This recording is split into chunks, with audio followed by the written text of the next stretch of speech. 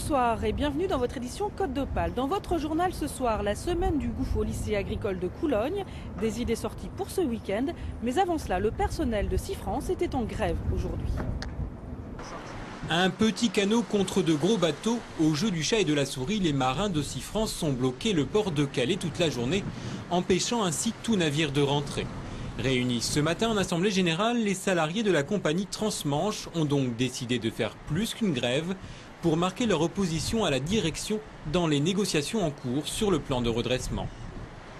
Et en fait, il n'y a aucun dialogue, elle veut imposer 100% de son projet, sans discussion, et pour ça, elle joue sur la peur et le chantage en faisant des communiqués tous les 8 jours, comme quoi elle va déposer le bilan, elle va aller au tribunal de commerce. Depuis février, les représentants du comité d'entreprise tentent de trouver un accord sur le plan de redressement. Pour l'instant, la direction propose 502 suppressions de postes sur les 1600 emplois avec reclassement. La SNCF, dont SeaFrance est la filiale, devrait également réinvestir du capital, mais les syndicats dénoncent la perte des acquis sociaux et une mauvaise gestion. On a laissé passer la saison, ça fait 10 mois que ça dure, c'est très long. Je l'ai dit, guerre d'usure, guerre des nerfs. Donc à un moment donné, il faut réagir, on ne peut plus se permettre comme ça de perdre du temps. Il faut que les gens fassent preuve de raison et d'efficacité. Prévu depuis la semaine dernière, le mouvement n'a pas occasionné de perturbations sur les axes routiers. De son côté, la compagnie P&O a fait rentrer 2 de ses bateaux à Douvres et fait décharger un autre à Boulogne-sur-Mer. Normalement, en fin de soirée, le trafic devrait pouvoir reprendre à Calais. Mais dès la semaine prochaine, les salariés de SeaFrance sont déterminés à continuer leurs actions en fonction de l'évolution du comité d'entreprise. 2 jours après le lancement en grande pompe du Bourbon Enterprise, le plus gros bateau jamais construit à Boulogne, la Socarénam a le blues. Elle se sent à l'étroit dans le port et envisage même de s'installer ailleurs. On marche trop bien parce qu'on a quadruplé notre chiffre d'affaires, on est en pleine expansion, on a besoin de s'étendre et aujourd'hui on a des gens qui nous mettent des bâtons dans les roues et qui nous empêchent de travailler. Aujourd'hui, ouvriers et patrons réunis poussent un coup de gueule. Ils s'estiment délaissés par le milieu politique et économique. Dernier épisode en date, on leur demande de déplacer pour quelques jours le Bourbon Enterprise pour faire la place à des bateaux de pêche belges et hollandais. On n'est pas demandeur de grands chantiers, on n'est pas demandeur de subventions, on n'est pas demandeur d'argent. Ce qu'on nous demande uniquement, c'est d'être reconnu. Socarénam, c'est une entreprise qui a plus d'1 siècle d'existence à Boulogne et on voudrait être reconnu sur la place. Et quand on demande de cohabiter avec les gens, que les gens fassent des efforts et acceptent qu'on soit présent. Et si aujourd'hui on est au point de dire c'est les derniers bateaux qu'on construira à Boulogne, c'est parce que la décision est presque prise. Directement visés, élus et chambres de commerce assurent qu'ils cherchent des solutions. Il est clair aujourd'hui que la Socarénam est à l'étroit dans ses locaux et qu'il faut qu'on trouve des solutions. Maintenant, les solutions, quand on va les avoir trouvées, il faudra plusieurs années à les mettre en œuvre. La Socarénam est le seul chantier naval au nord de la Seine. Elle emploie 200 personnes, dont 110 à Boulogne. Partira pas. À l'occasion de la semaine du goût, le lycée agricole de Coulogne organisait aujourd'hui un temps fort autour du poisson d'élevage. Truite arc-en-ciel, truite fario, bar ou dorade. Oh lolo, la truite, première truite de Tibadi. Petit test à l'aveugle pour lycéens volontaires. Au lycée agricole de Coulogne, les poissons d'élevage se sont invités en clôture de la semaine du goût. C'est pas facile, non. On n'arrive pas tout le temps. Faut vraiment connaître. C'était un test assez intéressant. Ça a permis en fait de faire découvrir du poisson qu'on n'a pas l'habitude de manger. Alors ils t'ont donné ton résultat? Non, mais je crois que c'était pas brillant. Tous les poissons dégustés ce midi provenaient des nombreuses fermes aquacoles de la région. Ça permet aussi de leur faire comprendre que dans le poisson, il y a beaucoup de choses qui sont bonnes pour le corps, les acides gras, tout ça, et un peu un but ludique. Et avec des écrevisses comme mise en bouche, ce n'était vraiment pas un jour ordinaire, même pour les cuisiniers du lycée. Ils se demandent un peu comment on prépare une écrevisse vivante, comment on fait ça, mais donc on est à 2, on leur explique. Des explications qui ont ouvert l'appétit de ces jeunes. Du poisson, il y en avait jusqu'au plat du jour au self, avec au menu des lasagnes à la truite.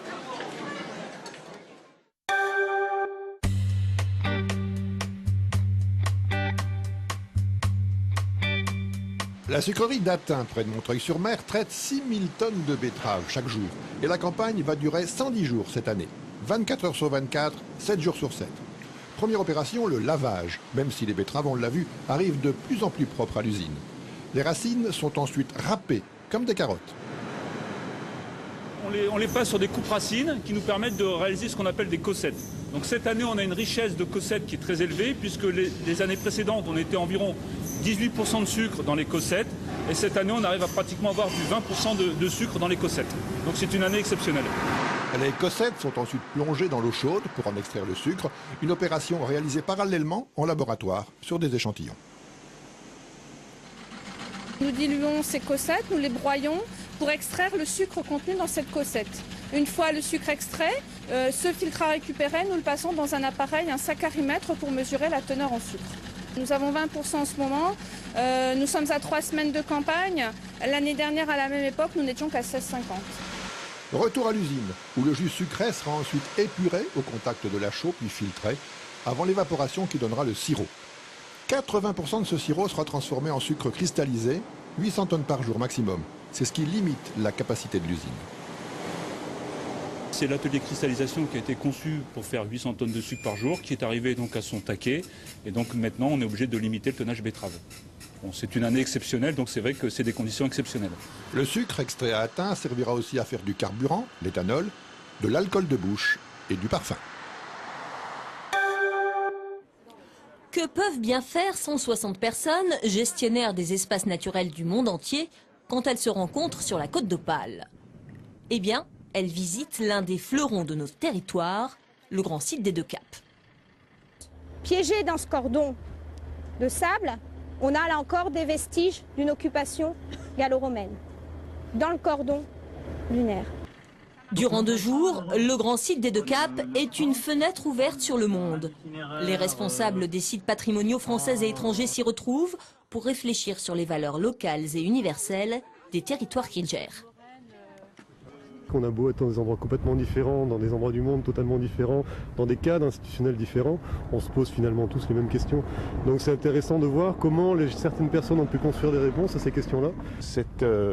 Cette nature et cette culture qui va jusqu'au bord de la mer avec une utilisation maximum et une préservation du paysage extraordinaire. Ici, c'est l'espace, c'est une vie peut-être qui paraît plus paisible. Gérer durablement un territoire avec ses habitants et ses touristes, le grand site des Deux Caps en est l'un des plus beaux exemples.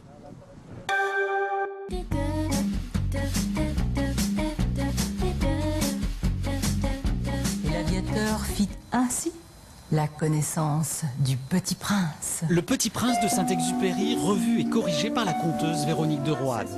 Une ode à l'esprit d'enfance, mais pas forcément un spectacle pour enfants. Les grands apprécieront aussi. C'est demain au Rollmops Théâtre.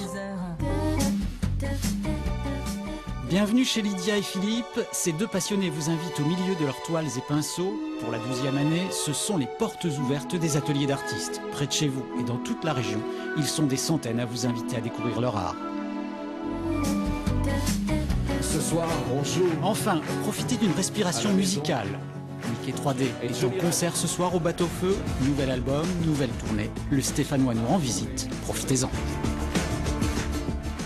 C'est la fin de cette édition. Merci de l'avoir suivi. Dans quelques instants, vos informations régionales. Bonne soirée. À demain.